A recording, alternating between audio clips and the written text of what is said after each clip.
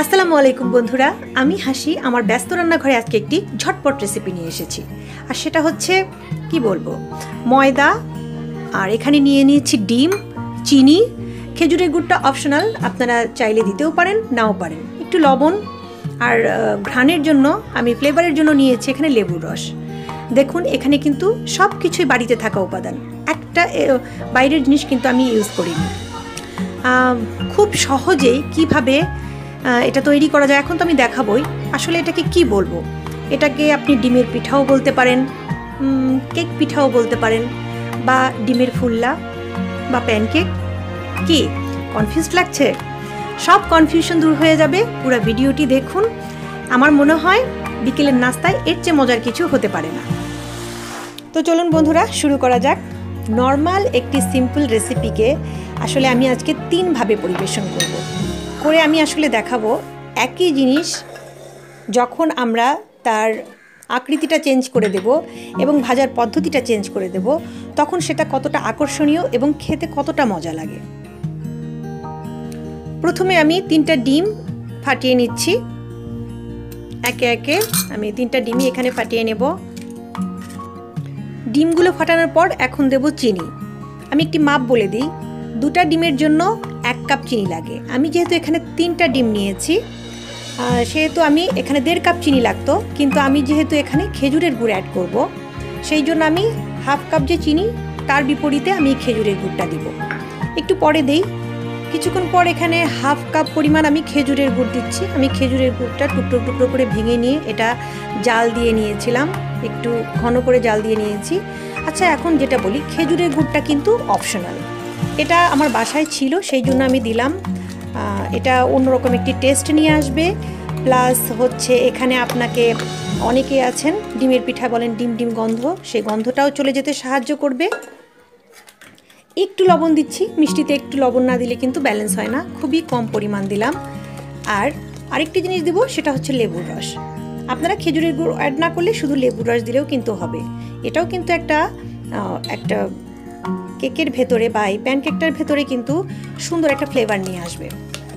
5 থেকে 6 মিনিট ধরে আমি এরকম একটি হুইস্কের সাহায্যে অনবরত এভাবে নেড়ে নিয়েছি। এতে চিনিটা একদম গলে গেছে। চিনিটা না গলা পর্যন্ত কিন্তু এর সাথে ময়দা অ্যাড করা যাবে না। এখন আমি একটু একটু করে এখানে ময়দা অ্যাড করতে হবে। একবারে কিন্তু বেশি করে ময়দা দেওয়া যাবে না, অল্প করে ময়দা অ্যাড করতে হবে। এবং সেটা যখন সম্পূর্ণ পুরোপুরিভাবে মিশে যাবে ডিমের সাথে চিনির সাথে, তখন আবার একটু ময়দা নিয়ে আবার এখানে আপনাকে অ্যাড করতে হবে। পুরো প্রসেসটা এভাবেই করতে হবে। ব্যাটারটা রেডি করতে করতে কিছু কথা বলে নিই, সেটা হচ্ছে আমি কিন্তু এখানে আজকে কোনো প্রকার বেকিং পাউডার, বেকিং সোডা কিছুই কিন্তু অ্যাড করিনি। তারপরেও কিন্তু এটা সম্পূর্ণ কেকের মতোই হবে। আমরা যদি মায়েরা একটু কষ্ট করি, তাহলে কিন্তু বাসার খাবার দিয়েই বাচ্চাদেরকে কিন্তু আমরা দোকানের জিনিস থেকে দূরে আনতে পারি। তো সন্তানের জন্য এতটুকু কষ্ট করতে কি, তাই না? এখন বলছি ব্যাটারটা কেমন হবে। ঠিক তেল পিঠার গোলাটা যেমন হয় তার চেয়ে একটু ঘন। এটা যদি একটু পাতলাও হয়ে যায় তেমন কোনো প্রবলেম হবে না, সেটা দিয়েও হবে, কিন্তু ওরকম হলে একটু ভালো হয় আর কি। আমারটা প্রায় হয়ে এসেছে, না হয়নি, আর একটু লাগবে। আপনারা দেখতেই পাচ্ছেন আমি কিন্তু একটু একটু করে দিচ্ছি আর একটু একটু করে কিন্তু গোলাচ্ছি। একবার দিলে কিন্তু ময়দা দলা পেকে যাবে, তখন কিন্তু পিঠা বিশ্রী হবে। এখানে কিন্তু কোনো পানির প্রয়োজন নেই, পানি দিয়ে কিন্তু এটা করা যাবে না। ডিমের যে পানিটা আছে সেটা দিয়ে এটা সুন্দরভাবে হয়ে যায়। আমার ব্যাটারটা একদম রেডি। ময়দার ব্যাপারটা বলে নিই। ময়দাটা হচ্ছে আপনি কতটুকু ডিম নেবেন তার উপরে। যতক্ষণ পর্যন্ত আপনার ব্যাটারটা এই টাইপের ঘনত্বে না আসবে, আপনারা দেখুন এটা কিন্তু এমন ঘন, এই যেভাবে দিলে যেন ব্যাস, দেখেছেন একটা বড়ার শেপ যেন চলে আসে, এই টাইপের। আসলে বলে বোঝানো মুশকিল, তবে একটু টাইট কম বেশি হলে সমস্যা নেই, এটা তাও মজা লাগবে। তো যতক্ষণ পর্যন্ত আপনার ব্যাটারটা ঘন না হয়ে আসবে, ততক্ষণ পর্যন্ত যতটুকু ময়দার প্রয়োজন আপনাকে দিতে হবে। তো চলুন রেডি, এখন ভেজে ফেলি।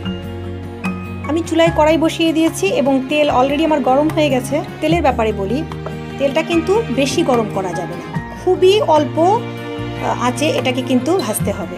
আপনারা দেখছেন আমি কিভাবে ছাড়লাম, এবং আপনারা দেখেই বুঝতে পারছেন যে তেলটা কিন্তু খুব একটা গরম না। এটা হচ্ছে ডিমের পিঠা। এটাকে তো যদি আপনি বেশি গরম করে ফেলে দেন তাহলে ওপরে দেখা যাবে পুড়ে যাবে, ভেতরে কিন্তু কাঁচা থেকে যাবে। এইভাবে আমি ছাড়ছি। এভাবে আপনারা চামচ দিয়েও ছাড়তে পারেন, আবার কেউ যদি চামচ দিয়ে স্বাচ্ছন্দ্য বোধ না করেন তিনি কিন্তু এভাবে হাত দিয়েও একটু ছেড়ে দিতে পারেন। দেখুন কোনোটাই কিন্তু কষ্টের না, দুটোই কিন্তু সহজ। তো এইভাবে আমি এখন সবগুলো পিঠা ছেড়ে দিচ্ছি। ডিমের পিঠাই বলেন, আর ডিমের কেক বলেন, বা ডিমের ফুল্লা বলেন। আবার বলছি, চুলার আঁচ কিন্তু জোরে দেওয়া যাবে না, খুবই হালকা আঁচে ধীরে ধীরে এটাকে একটু ধৈর্যের সহিত ভাজতে হবে। আমি উল্টে দিচ্ছি, এগুলো একাই উল্টে যাচ্ছে, উল্টানোর দরকারই হচ্ছে না। তো এটা হচ্ছে একরকমভাবে আমি ভেজে দেখালাম আপনাদেরকে। এটা আস্তে আস্তে যখন এটা একদম কেমন একটা চকলেট চকলেট কালার আসবে তখন এটাকে নামিয়ে ফেলতে হবে। আর এটাকে ফ্রিজে রাখার কোনো দরকার হয় না। এই পিঠা 2-3 দিন পর্যন্ত এমনি নর্মাল টেম্পারেচারে এটা ভালো থাকে। 3-4 মিনিট একদম কম আছে আমি এটাকে ভাজলাম। দেখুন কালার আসতে শুরু হয়েছে, অলরেডি কালার হয়েই গেছে বলতে গেলে। আর একটু কালার আসলে আমি এটাকে নামিয়ে নিব। বেশি কালো করা যাবে না, কারণ এটা নামানোর পরে আর একটু গাঢ় হয়ে আসবে কালারটা। হয়ে গেছে বন্ধুরা, এই যে এইরকম কালার আসলেই কিন্তু নামিয়ে নিতে হবে। আমি কালারটা আপনাদেরকে দেখিয়ে দিচ্ছি। এর চেয়ে বেশি কালার করলে কিন্তু পরে নামানোর পরে কালো হয়ে যেতে পারে। এখন এটা তুলে নিব। আমি এখন দেখাবো, আমি বলেছি 3 ভাবে দেখাবো, আমি আরেকটা প্রসেসিং দেখাচ্ছি ভাজার। এখন আমি একটা ফ্রাই প্যান বসিয়ে দিয়েছি এবং হালকা করে অল্প করে তেল দিলাম। অনেকেই আছেন ডুবো তেলে ভাজা জিনিসটা পছন্দ করেন না, তেলের অপচয় মনে করেন। যারা খুবই সাশ্রয়ী তাদের জন্য এটা খুবই অল্প তেলেও আপনি এটা ভেজে নিতে পারবেন। একটু ড্রাই কেক, একটু বিস্কিট বিস্কিট মজা লাগবে এভাবে খেলে। দেখুন আমি খুবই কম তেল দিয়েছি। এখন আমি এটাতেও খুব হালকা আছে ভেজে নেব। এখন এটাতেও আমি একইভাবে ছেড়ে দেব। দেখুন নাড়াচাড়ার কোনো প্রয়োজন নাই, এটা নিজেই তার শেপ করে নেবে, কোনো সমস্যা হবে না। এইভাবে একে একে আমি সবগুলো পিঠা ভেজে নেব।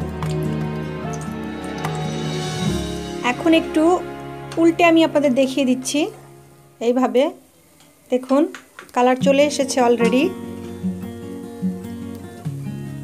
এটা খেতে অনেক বিস্কিট কেকের মতো লাগে বা ড্রাই কেকের মতো লাগে, এরকম টাইপের। আর ডুবো তেলে ভাজলে সেটা সম্পূর্ণ আপনি কেকের টেস্ট পাবেন, ওটাও অন্যরকম টেস্ট। এগুলোকে আমি এখন উল্টে পাল্টে ভেজে নিচ্ছি। এগুলো হয়ে গেছে, আমি এখন একে একে এগুলো তুলে নিচ্ছি।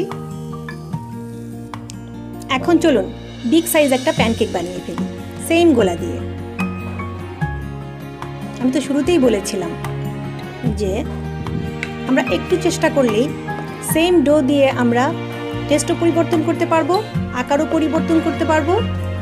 আসলে জিনিসের আকৃতি যখন চেঞ্জ হয়ে যায় তখন এটা সম্বন্ধে মানুষের দৃষ্টিভঙ্গিও পাল্টে যায় এবং এর টেস্টও কিন্তু আলাদা হয়ে যায়। এ পাশটা হয়ে গেছে, এখন এটাকে আমি একটু উল্টে দেব। ওয়াও, দেখুন বন্ধুরা কত সুন্দর একটি প্যানকেক হয়ে গেল। আমার মনে হয় ওই পাশটাও হয়ে গেছে, এখন আমি উল্টে দেখিয়ে দিচ্ছি। দেখুন বন্ধুরা অনেক সুন্দর হয়েছে। ভিডিওটি ভালো লাগলে কিন্তু অবশ্যই একটি লাইক দিবেন, আপনাদের লাইকটা কিন্তু খুবই জরুরি। আর আমার চ্যানেলটি সাবস্ক্রাইব করবেন, পাশে থাকা বেল আইকনটি অবশ্যই ক্লিক করবেন, যাতে আমি যখনই এরকম মজার মজার নিত্য নতুন ভিডিও দেব তার আপডেট যেন আপনি সবার আগেই পেয়ে যান।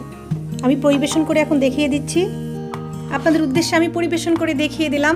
আর এটা হচ্ছে আমার সেই বিগেস্ট, কি বলবো, কেকের মতোই, কেক পিঠা টাইপের কিছু একটা।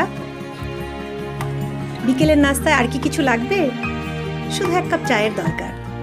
আমি হাসি, অন্য কোনো দিন আসবো অন্য কোনো রেসিপি নিয়ে। ততক্ষণের জন্য আল্লাহ হাফেজ বন্ধুরা।